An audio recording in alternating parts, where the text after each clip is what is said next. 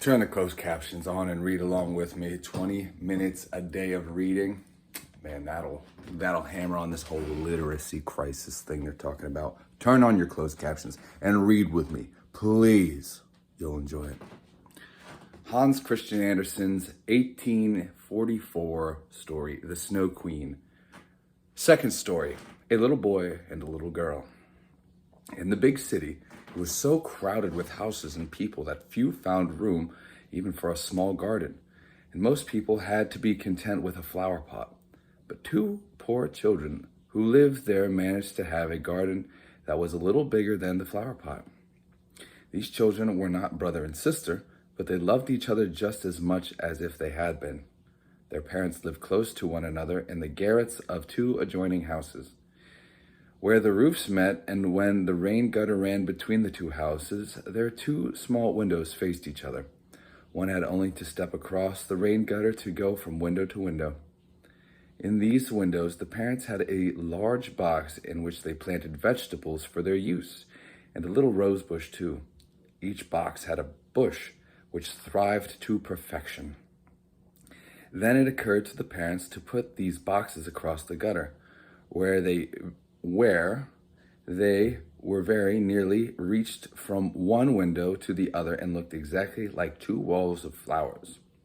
The pea plants hung down over the boxes, and the rose bushes threw out long sprays that framed the windows and bent over toward each other.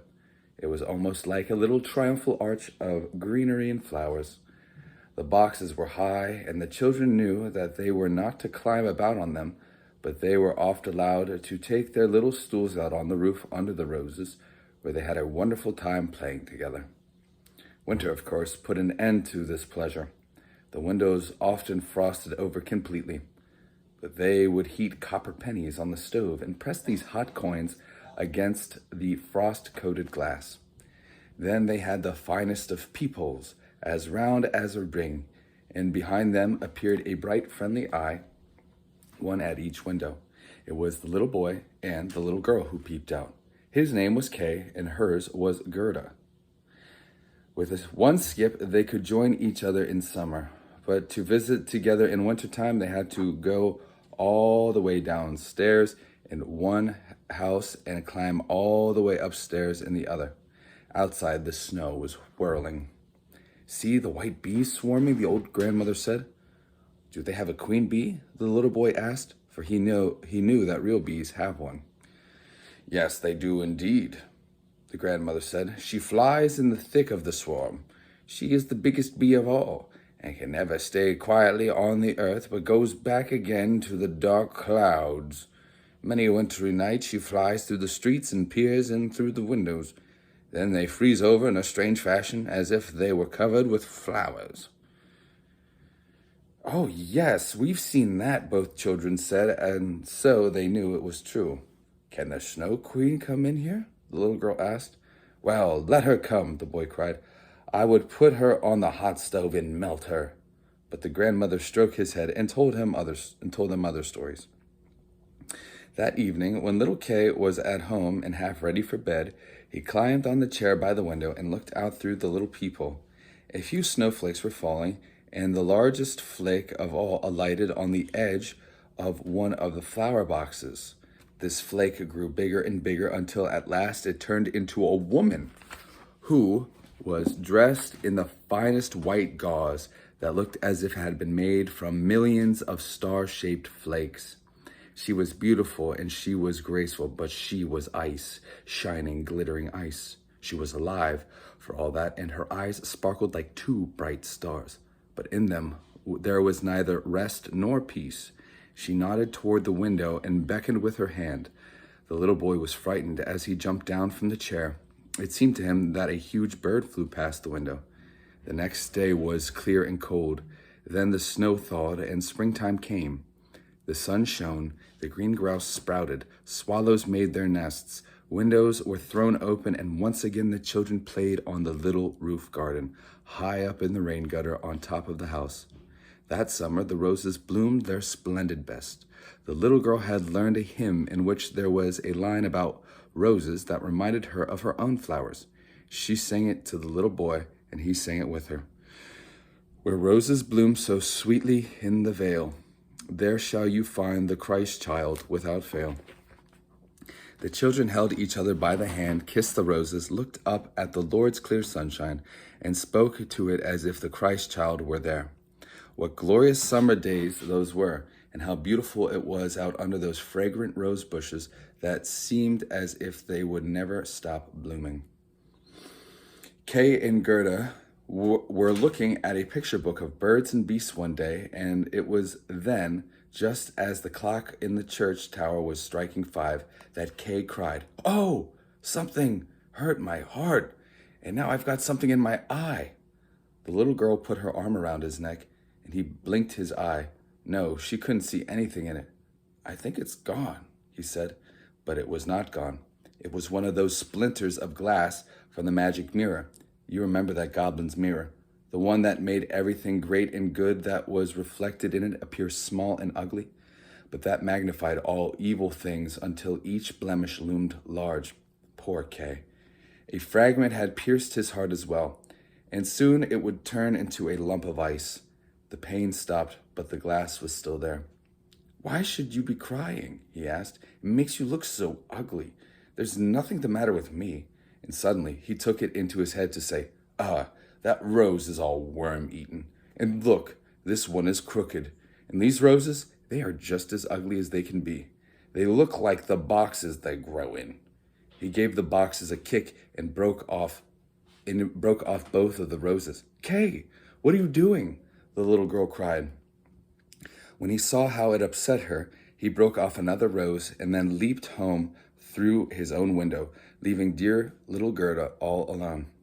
Afterward, when she brought out her picture book, he said it was fit only for the babes in the cradle. And whenever grandmother told stories, he always broke in with a "but." If he could manage it, he would steal behind her, perch a pair of spectacles on his nose, and imitate her in a mocking way. He did this so cleverly that it made everyone laugh, and before long he could mimic the walk and talk of everyone who lived on that street. Everything that was odd or ugly about them, Kay would mimic so well that people said, "That boy has surely got a good head on him." But it was the glass in his eye and the glass in his heart that made him tease even little Gerda, who loved him with all her soul. Now his games were very different from what they used to be. They became more sensible. When the snow was flying about on one wintry day, he bought a large magnifying glass out of doors and spread the tail of his blue coat to let the snowflakes fall on it. "Now, look through the glass," he told Gerda. Each snowflake seemed larger and looked like a magnificent flower or a 10-pointed star. It was marvelous to look at. "Look, how artistic," said Kay. "They are much more interesting to look at than real flowers, for they are absolutely perfect. There isn't a flaw in them until they start melting." A little while later, Kay came down with his big gloves on his hands and his sled on his back. Right in Gerda's ear, he bawled out, "I've been given permission to play in the big square where the other boys are." And away he ran. In the square, some of the more adventuresome boys would tie their little sleds on behind the farmers' carts to be pulled along for quite a distance. It was a wonderful sport. While the fun was at its height, a big sleigh drove up. It was painted entirely white, and the driver wore a little shaggy fur coat and a white shaggy cap. As the sleigh drove twice around the square, Kay quickly hooked his little sled behind it, and down the street they went, faster and faster. The driver turned around in a friendly fashion and nodded to Kay, just as if they were old acquaintances. Every time Kay started to unfasten his little sleigh, the driver nodded again, and Kay held on, even when they drove right through the town gate. Then the snow began to fall so fast that the boy could not see his hands in front of him as they sped on. He suddenly let go the slack in the rope in his hands in order to get loose from the big sleigh, but it did no good. His little sleigh was tied on securely, and they went on like the wind. He gave a loud shout, but nobody heard him. The snow whirled, and the sleigh flew along.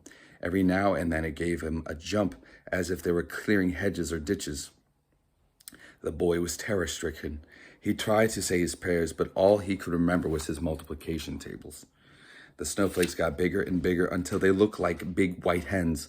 All of a sudden, the curtain of snow parted, and the big sleigh stopped, and the driver stood up. The fur coat and cap were made of snow, and it was a woman, tall and slender, and blinding white. She was the Snow Queen herself. "We've made good time," she said. "Is it possible that you tremble from cold? Crawl under my bear coat." She took him up in the sleigh beside her, and as she wrapped the fur about him, he felt as if he were sinking into a snowdrift. "Are you so cold?" she asked him, and kissed him on the forehead. Brr! That kiss was colder than ice. He felt it right down to his heart, half of which was already an icy lump. He felt as if he were dying, but only for a moment. Then he felt quite comfortable and no longer noticed the cold. "My sled! Don't forget my sled!" It was the only thing he thought of. They tied it to one of the white hens, which flew along after them with the sled on its back. The Snow Queen kissed Kay once more, and then he forgot about little Gerda and grandmother and all the others at home. "You won't get any more kisses now," she said, "or else I should kiss you to death." Kay looked at her. She was so beautiful. A cleverer and a prettier face he had not imagined. She no longer seemed to be made of ice, as she had seemed when she sat outside his window and beckoned him. In his eyes, she was perfect, and she was not at all afraid. He told her how he could do mental arithmetic, even with fractions, and that he knew the size and population of all the countries. She kept on smiling, and he began to be afraid that he did not know as much as he thought he did. He looked up at the great big space overhead, and she flew with him high up on the black clouds, where the storm whistled and roared as if it were singing old ballads. They flew over forests and lakes, over many a land and sea. Below them the wind blew cold, wolves howled, and the black crows screamed as they skimmed across the glittering snow. But above, the moon shone bright and large, and on it Kay fixed his eyes throughout that long, long winter night. By day, he slept at the feet of the Snow Queen.